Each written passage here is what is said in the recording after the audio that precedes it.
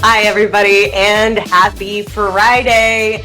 It is time for another session of our live Heat Press for Profit podcast. We are broadcasting live here on Facebook, YouTube, and LinkedIn. And if you're watching with us, make sure that you tell us who you are, where you're tuning in from, and your business. You know we love to see where our viewers and our listeners are tuning in from. This podcast is designed to have conversations with apparel decorators just like you and industry experts that can have an impact on your business. I am excited to say we have another returning guest, which is Ty Kain, the owner of Crafted Manufacturing. And he is based in Colorado. And as you can see by the hat he has on, if you're tuning in or watching this, crafted right there. So we are talking about headwear, but really specifically going into the ability of stepping away from embroidery. Now, embroidery is not bad. I want to preface this from the very beginning. Embroidery is not going anywhere. Embroidery is very traditional, and it's still a very effective decoration method to offer, whether you are doing accessories, garments, headwear. But there are so many other options out there, and I think Ty can speak on this topic beautifully with the idea that he does patches and emblems. You can see right there is that Ultra Color Max. But it is a full color transfer that isn't a patch or an emblem. So Ty, thank you so much. Give us a little bit of background. You are a manufacturer. So just tell us a little bit about Crafted Manufacturing. Yeah, thanks for having me, Kelly. Happy to be back again. So yeah, I'm Ty Kain with Crafted Manufacturing. We're in Denver, Colorado, and we've kind of been specializing in headwear for the past 24 months, I would say. Really ever since the pandemic, when it was really hard to source headwear, we saw a need, and we started making our own blanks for hats, and then obviously pairing that up with patches from Stahls and emblems and Ultra Color Max and all of that has given us a ton of variety with our customers. Love it. So it's simple, right? Like sometimes things don't need to be complicated. And I think that is, something that people should really embrace is if you're successful, it still doesn't need to be complicated, right? Like if you've started a business, it doesn't need to be complicated. So we know that embroidery is a popular decoration method. What has the shift of offering other types of methods? You own how many 360s? 3. Okay, so if you looking to add 4 and 5, you're getting ready to did you just add the third one?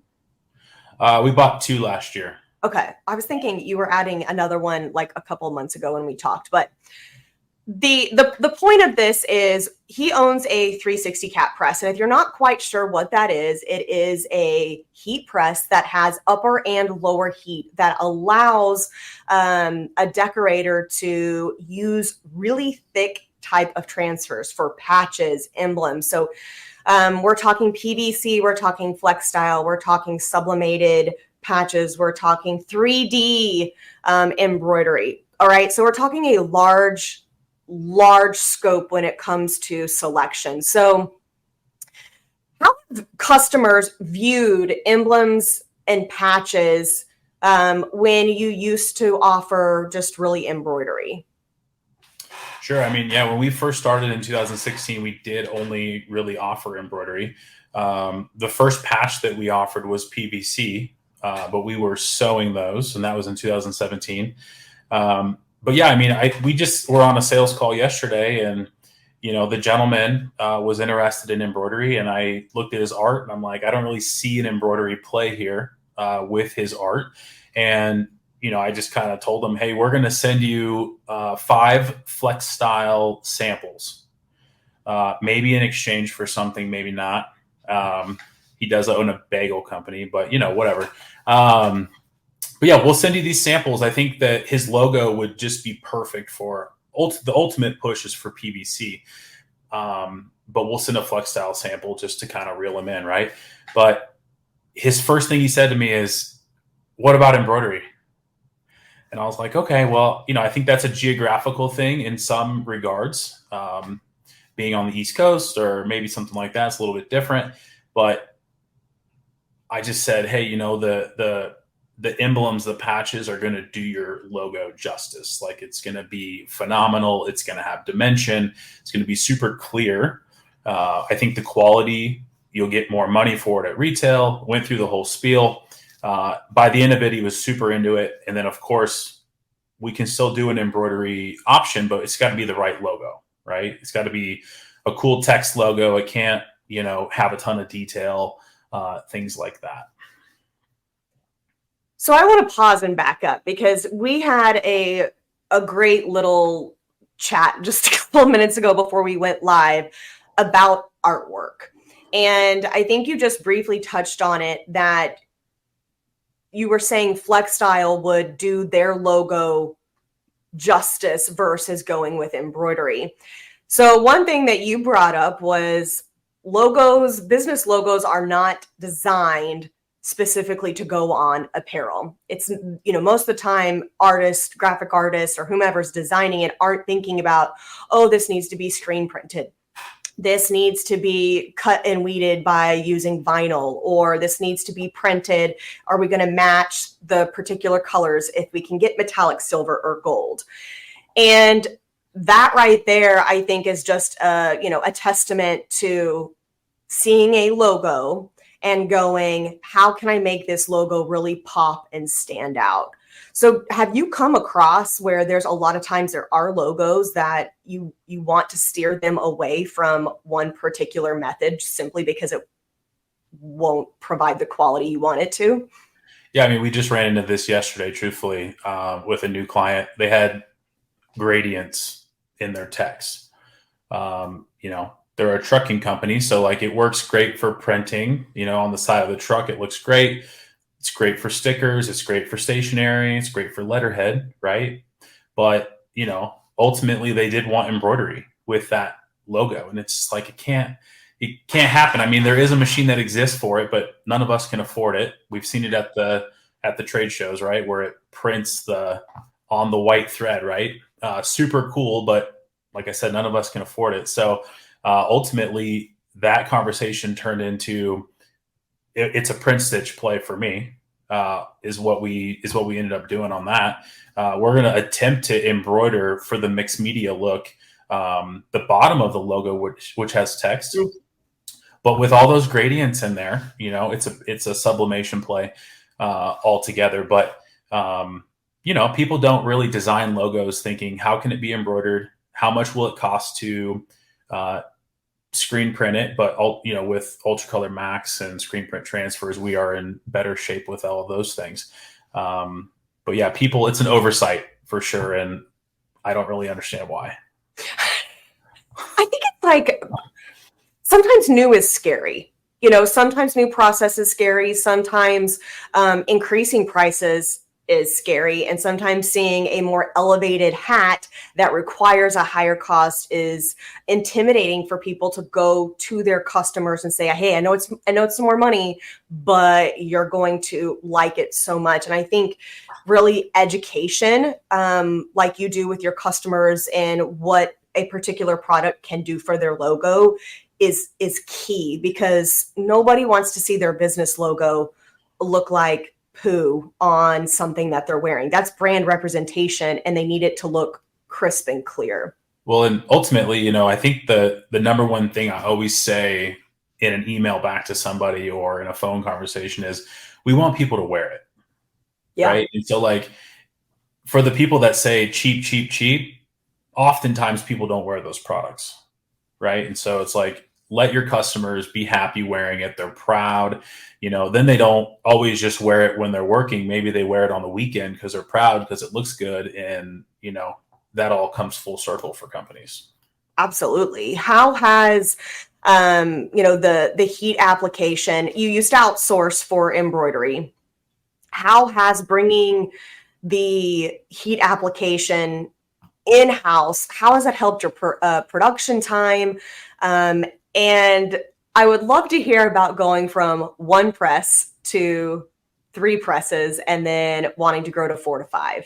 Sure. Yeah, I mean, for us, I forgot your first part of your question. I'm sorry. No, it's cool. I was all ready, and then I got excited thinking about presses. It's like, I know, because you've added and added. How has bringing production in-house when you used to outsource, how has that just changed everything for you? Yeah, I mean, so I'm happy to share kind of how we do things as a wholesaler. And so, we don't really mess with anything under 100 patches. So we build 100 patches up front. We have at least a 50% margin on those patches. And so they pay for them up front. We like to think of it as a cash flow break for the company. That's kind of how we sell it to people. And then, those patches take 2 to 3 weeks to get in. And seriously, like, I cannot wait until Monday morning or Tuesday morning when the patches come. FedEx, they're here by 10 or 11 a.m. Run them to the office and then just get to work. I mean, it's crazy how fast we can turn an order when we have those extra patches as well, right? So that's part of the sales pitch. It's like, hey, I only need 50 hats. Hey, just buy 100, because if you have a good weekend selling, these retailers, hey, Ty, we sold 25 hats. Can we get 25 more? Yeah, I'll get those done for you 3 business days. Yeah. And because we've got 3 presses, we've got staff to do it. I'll do it myself if I have to, of course. But having the patches, they're all organized, they're all inventoried in the office, and really we just control everything. And I think that's the key, is the quick turnaround times. When you're hiring out embroidery, 2 to 3 week lead time, right? And ultimately, if they have someone who's sick, they can't get it done, they lose power in their shop, there's too many variables. And I really enjoy being able to control our timelines. I feel so much more confident in sharing lead times with people. And then ultimately, No, the cool thing is, right, you could still offer embroidery. You don't have to just stay in the PVC lane or flex style lane, even leather, right? Like, you can still offer that embroidery, but now instead of giving it to somebody else to control, you have that full control. Yeah, absolutely.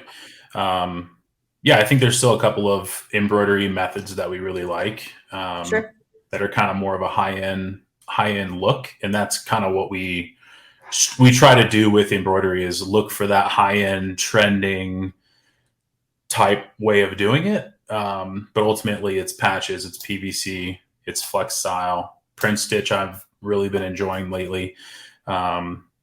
And of course we have new products coming out. We probably can't talk about them yet. And then to touch on your heat press, I don't know. We have 3, right? We have 2 that are doing PVC flex style, same settings for us personally, and then we have a 3rd that we can do transfers with that one. But I think adding a 4th machine, gosh, it pays for itself so quick. And if my employee can run 2 machines and I can run 2 machines, I kind of look at it that way, because right now I kind of just get in his way, because I kind of want to help, but like, he doesn't want me there. And so it's like, hey, I'll work on these foamies, but like, I could essentially be doing foamies and another run of PVC patches with 2 presses. Super efficient. That's because with one, for those of you that are not quite sure of the products we're talking about, Patches and Emblems is a product that is offered by Stahls, Stahls.com, and it is this raised, textured, dimensional type of patch. There's a variety of them. So for me to describe all, I don't even know how many are available at the top of my head, but there's at least 6 different styles of flex style. And you really need the upper and the lower heat, and they cook for about 30 seconds. Some of them do have a higher or a longer dwell time. But to give you a perspective, so with one, which Ty started out with, for 30 seconds, you would be waiting for this emblem to be adhered, heat applied onto whatever. And keep in mind that with the 360, it's whatever you can fit on that heating element or under that heating element on top of that platen. So if you want to do a left chest, a bag, a hat, a sleeve, a short. You can do all of that. But in that 30 seconds, now Ty or his team was waiting. So you can prep for the next item, but once you get going, there is really like 10 seconds of prep, right? So then you have another 20 seconds. So with bringing on the second or the second 360, Ty's now able to take that time instead of just having somebody stand or prep for something else. They can now go to the second heat press and utilize that in that time. So it's really this kind of pop, pop, pop, pop mentality versus lock and load, and then you wait and there's a lull. And then what he's saying with his third one that he's incorporated is that he's not using that lower heat, is what I'm understanding. Is that correct? Yeah, we have it just set for Ultra Color Max. So 290 on the top, 0 on the bottom, 12 to 15 seconds on that machine. Or we sometimes run like die block silicone transfers on that one. The settings are different, right? And so, yeah. So with the lower heat, there's a lot of heat transfer vinyl and material that you actually don't need that lower heat. So you can turn that unit off and just utilize the upper element. So the cool thing is he's got 2 designated to go to flex style patches and emblems. That's got the upper and lower heat going. And he's got another one that runs at a quicker dwell time that is not utilizing the heat. But if for any reason you had to turn that puppy on and use that upper and lower heat, then you have the ability to do so. So what does the 4th and 5th 360, like what is that going to do for you? Sure. Yeah, I mean, I think the 4th can pair with the 3rd, like I said, just so we could have 2 operators running 2 machines. And then I think the 5th, is either maybe like the dedicated event press. Oh, okay. Cool.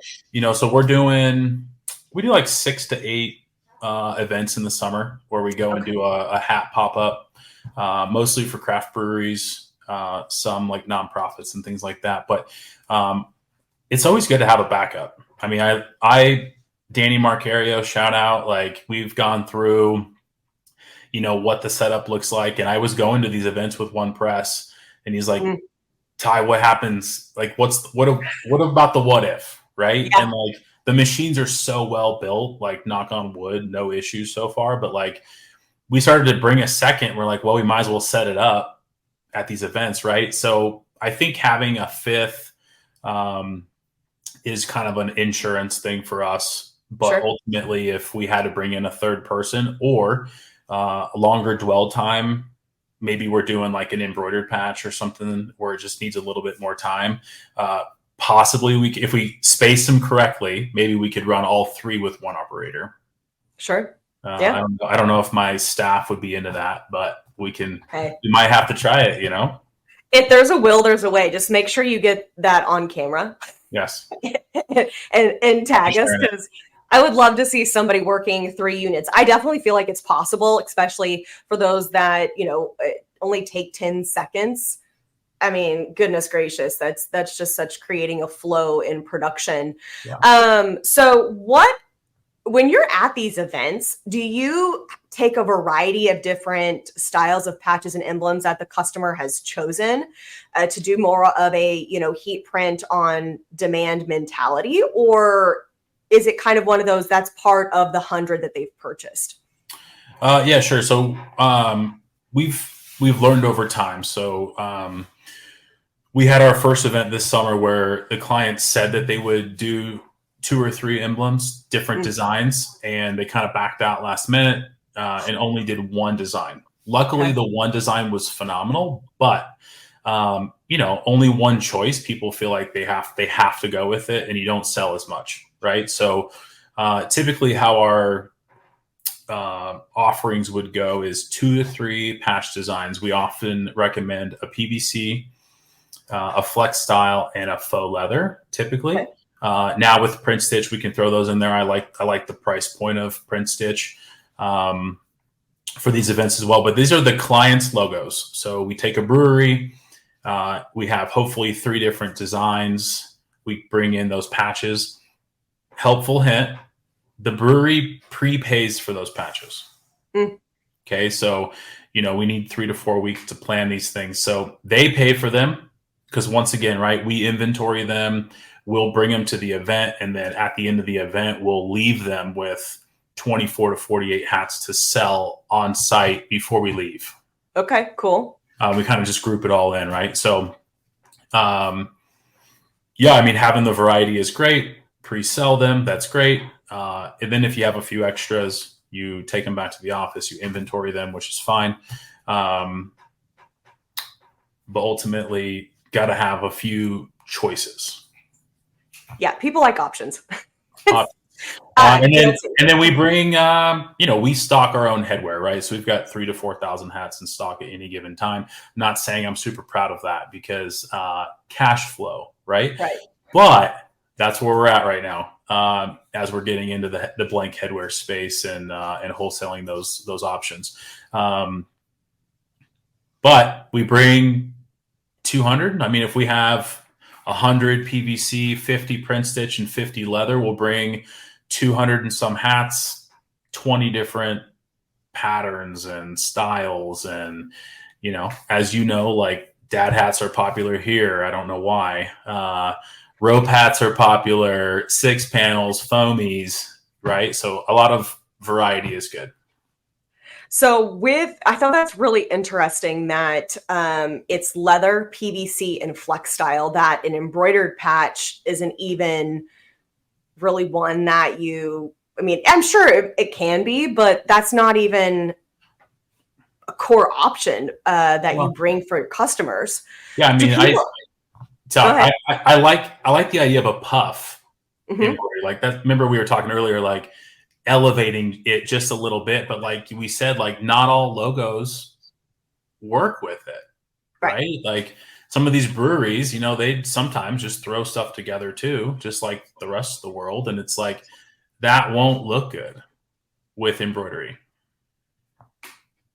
That's such key, right? Because then if you've got a really cool, say either leather or whether it's genuine or faux, and then you've got something like print stitch, which for those of you that do not know what print stitch is, it is the ability to basically print on a type of twill, and then there are stitch details on top of that. So it's almost like a mixed media, but it gives you that full color capability with the print, and then that kind of 3D traditional look with the embroidery. So, having that print stitch is a great option because you're kind of merging both worlds, but keeping that traditional look. But then if you had a logo that was there that was in embroidery because they really insisted on that, but then everybody's buying the other logo, they've already pre-bought that logo. So I'm assuming they would just be stuck and sitting on those hats instead of them turning and moving them as well. Yeah, absolutely. And I think when people are stuck on that embroidery idea, print stitch is a natural transition, right? So it's like, we're going to do your logo. We're going to do great by like sublimating the part that's hard, right? And then it's like, they have a little bit of text on there. Hey, let us throw some embroidery on there. And you just sell it as mixed media, super different. Not a lot of people are doing this, which is true. And then ultimately they should go for it. And it's just it's a unique, but it's still kind of hitting home on that traditional, like, I need embroidery. I need this on whatever items. What trends are you seeing? You have a very specific, well, it's not specific, but you have a niche, right, that you target towards. You work with a ton of breweries. But what trends are you seeing, especially out in Colorado, in terms of headwear or decoration methods or patches and emblems? Yeah, I think the PVC patch, I mean, although we've been doing it for 6-7 years now, I'm still seeing not a lot of people are doing it, which goes against your trend idea. But ultimately, I still think that PVC is trending, across the US. I think it's so elevated. The details that you can achieve are great. Offering glow in the dark, having it be heat applied, all those things. And then as far as the headwear itself, I think the blank hats and the style of hats are trending. More patterns, more floral for us. That's Just cool. just does incredible out here at the events. Um, Bright, crazy. Our number one selling hat has been a flamingo pattern hat. Like I don't I don't know. I don't understand. Like, you can kind of keep track of like a particular hat that sells really Sure. well. And a lot of people would be like, oh, it's the Richardson 112. It's a foamy trucker. Like, I think we've sold like 5 cases of this flamingo rope hat. Like, and every brand just wants it for themselves. We've done dye block silicone on it. We've done PVC patches on it. We've done print stitch. We've done flex style. So it's super versatile. But I think that's kind of where Headwear is at. People want their own custom blank for their company, scattered pattern. They want to pick the rope. They want to pick the buckle, all of that. And so that's kind of more of a full custom, obviously. But like, I do think that that's kind of what brands are going after as far as the uniqueness. Well, if it's a particular brand and they are very key on their branding, then it only makes sense for them to want to, merge the two and continue that branding look within whatever they have on, whether it is a garment or if it is a hat. Now, I did see a question just really quick. That was earlier. Thanks, Brandy. Brandy said that she loves his foamies. Where did it go? Somebody had asked if you do hats only or shirts too. Oh, specific question for me? Yep. Okay. Yeah, I mean, I don't know. I'd say we're 90% headwear. I didn't choose that path. I felt like it chose me. And then, we do quite a bit of contracting out for screen print, but lately we've been doing a ton more of Ultracolor Max and screen print transfers from Transfer Express. Feeling more and more confident offering those items, and that's not a we don't want to work with Stahls thing. That's just time and resources and money, and just when it makes sense, we want to do it, and when it doesn't, we don't do it. So I think as we grow more comfortable with it, we'll continue to do more shirts in-house. But ultimately, we are 90% headwear, and we are wholesale decorators.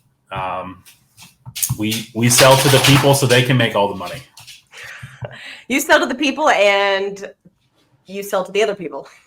And filing sales tax is the worst. So, right? So there are some benefits to that. I agree with that one. That's got to be nice. Frank had a great question. What are your thoughts of the Richardson 112? I mean, maybe the best selling hat of all time, right? So I think that a lot of people are trying to not knock it off, just create a similar to equal product. We have our own version of the 112 as well, and I feel like we've done some really nice things with it. But gosh, it's such a popular hat. It's crazy. I don't know that there'll ever be a more popular hat. It's funny how one thing can just just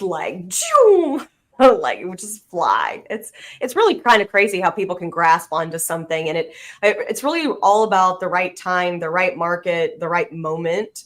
And I think things can just, really, really skyrocket. And sometimes it's on things that you just would have never guessed, right? I do challenge people though, like really try and get your customers open to competitors brand, right? Like I think if you can, this comes with time and experience and all of that as well, and trust with your clients. But like the 112, yes, but like there was times where you couldn't get it. And so the Yupong 6606 has been great to us. And I think ultimately I try it on. I have such a huge head and weird head. Like I'm the tester of it, right? So like I try it on and I'm like, yeah, this fits just like the 112, right? And so selling that to your customers, ultimately they should trust you that they don't have to have a 112. I think Outdoor Cat makes a similar one, OC771, as well as a great trucker hat option. But like, there's three major players in that game, and it's like, just because it doesn't say 112 doesn't mean you're not going to like it, right? Sure. So be open to something super similar and probably cheaper. On so many different levels. Does that statement ring true?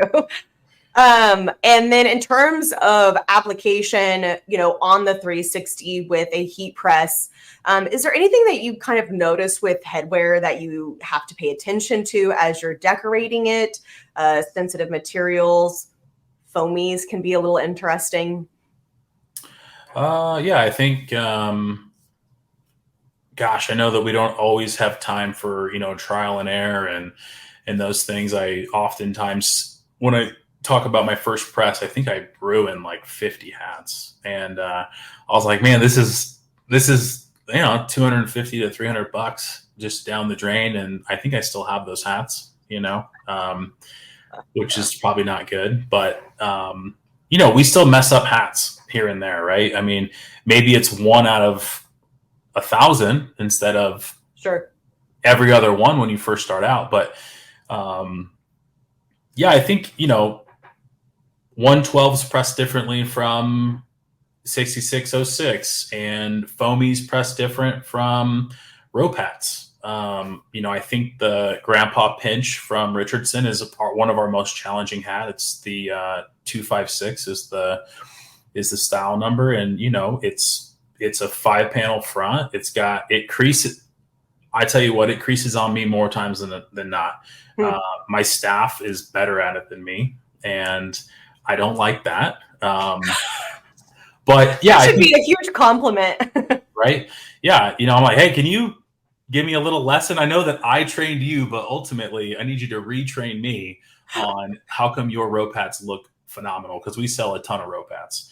But yeah, I think each hat's unique. I think eventually your mental memory, right? But when in doubt, write it on the whiteboard and just keep notes, and we still have notes on the whiteboard for dye block silicone. We just bought a plotter, which I'm excited for. That'd be great. We'll be doing more and more dye block, but it's like, what are those settings again? And like, it's okay if the settings are a little different from how Stahls recommends it. Do what works for you. Ask for help in the Heat Press for Profit group. Yeah, for sure. So let's quickly touch on that. Guys, the Heat Press for Profit group on Facebook is a community that you can join of heat decorators, other apparel decorators. I don't want to just say apparel, but garment decorators in general. And Skip, Eric, and Ty both continuously, constantly post in there about headwear that they have been working on, what they're doing, logos, materials they're playing with, trials, success. So, we've had all three of those, or actually Skip is going to be on our channel in a couple of weeks, but they've all had the experience. And while they all three decorate on headwear, they also have different types of customers that they go after and different products that they work with. So it's really important to kind of get a wide scope of understanding other different types of methods other than just patches and emblems as well, because heat transfer vinyl still exist. Direct to film like Ultracolor Max is, becoming more and more popular. And of course, your screen printed transfers are still very, very much there for headwear as well. Ty, thank you so much for taking time yet again to join me as the guest on our channel. Tell everybody how they can find you, how they can follow you, or reach out to grab some headwear. Sure, yeah. We're on Instagram and Facebook at CraftedMFG. You can go to the website. It's a work in progress. I'm not ashamed to say that. But yeah, also on Heat Press for Profit, we share a lot. We don't share everything, but we share a lot. And so, happy to help through there. I've met some friends through going to trade shows, and actually just jumped on the phone with someone out in California yesterday to help troubleshoot something that they had going on. So if I'm available and I can help, I'm happy to do it. Awesome. Thank you so much again. Guys, have a fantastic weekend, a great Friday, and we will see you next Friday. So thanks for tuning in, and see you later.